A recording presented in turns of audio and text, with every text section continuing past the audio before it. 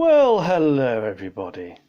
They say there's more rejoicing in heaven when one sinner repents.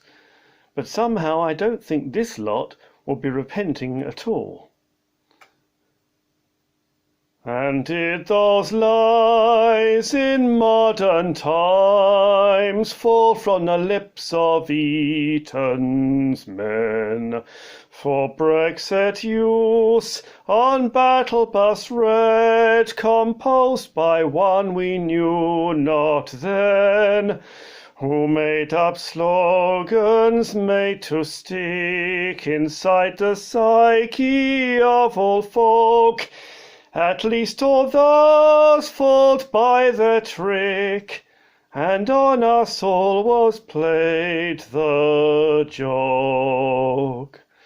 From one small lie, more lies were spawned from the same mind that told the first.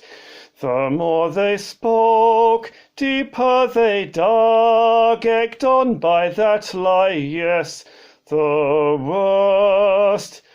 And at all costs they must survive, regardless of the lies they told, including that most dubious drive to Durham and what would unfold. Then Jenrick followed with his gaff, waving a millionaire's deal through. 'Twas overturned, considered naff. The local council took that view. The rich man had some time before donated funds to Jenrick's bunch. It's not as if the bloke is poor, for he'd spent thousands on that lunch.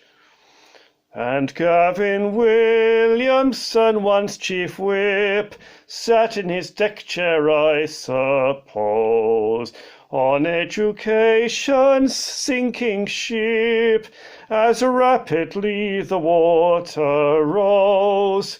Schools waited patiently for news on the next academic year.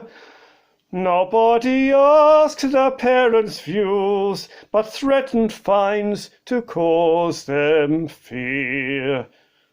That was not all, great shambles yet.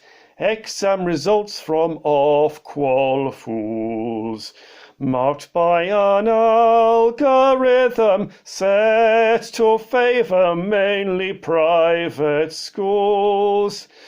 The Union country Scotland led, U-turned and took the teacher's view, while Boris Lapdog merely said what Ofqual did was right and true.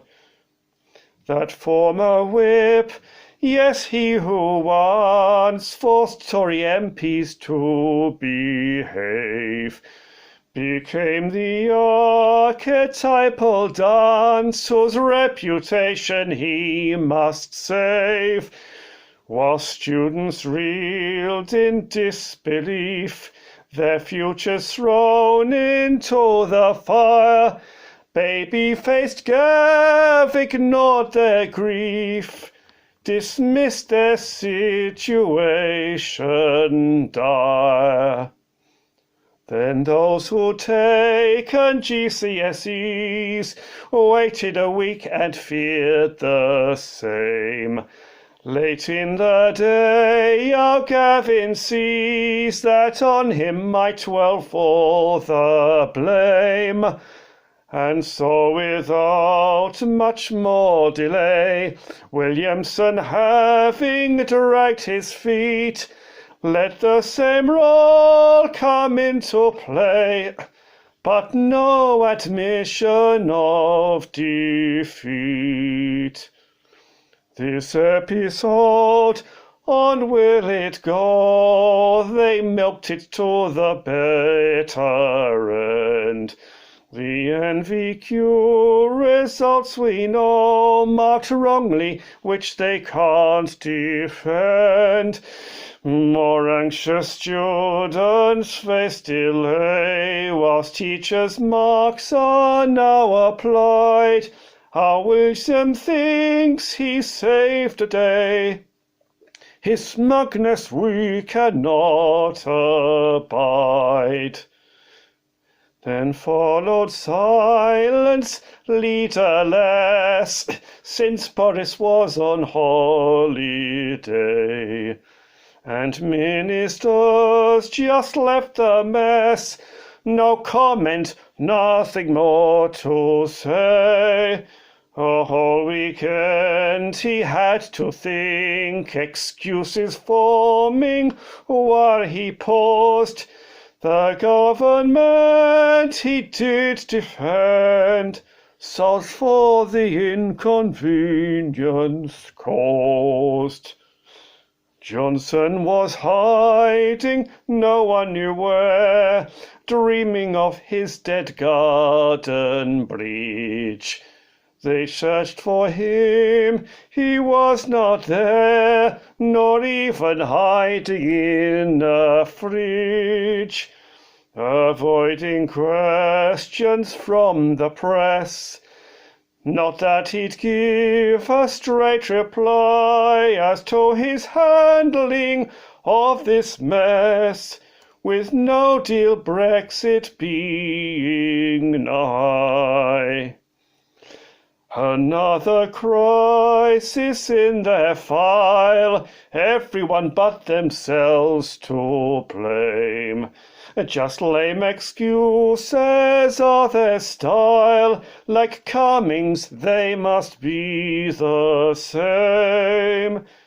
They just repeat in auto mode, despite their clear most obvious guilt, bound by obedience to their code, which Boris and that Cummings built. And now the damage has been done, everyone else must fix the wrong.